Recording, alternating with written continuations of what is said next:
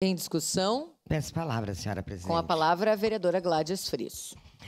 Senhora presidente, nobres colegas vereadores e vereadoras, primeiro eu gostaria aqui de agradecer a presença do Moacir Pola, que é filho, então, do seu Paulino Pola. Muito obrigada por estar aqui. Ele é morador ali da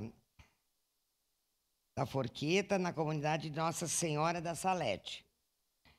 Bem, o seu Paulino Pola nasceu no dia 8 de março de 1916, na comunidade de Caravaggio, pertencente ao município de Farroupilha, no Rio Grande do Sul. Casou-se com Josefina Joana Perger em 4 de maio de 1940. Após o seu casamento, mudou-se para o município de Santa Rosa, no Rio Grande do Sul, aonde residiu por cerca de 5 anos.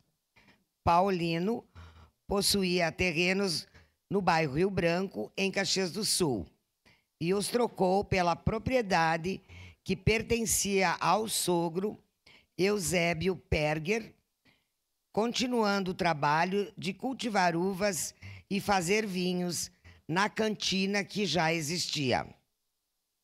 Da união com Josefina, nasceram 7 filhos: a Verônica, o Nair, o Irani, a Hilda, a Ermelinda, o Samir e o Moacir. Paulino lutou por mais de 2 anos contra um câncer, mas faleceu no dia 2 de novembro de 1976. Após a sua morte, a esposa, Josefina, continuou com o trabalho na propriedade da família, vindo também a falecer no dia 14 de junho de 2002. Atualmente, a propriedade da família está sendo cuidada e administrada pelo filho Moacir e a sua família. Cultivam uvas, citros e caquis. Pelos relevantes serviços prestados à comunidade caxiense, solicitamos a denominação da via codificada sobre o número 511699 com o nome de rua Paulino Pola.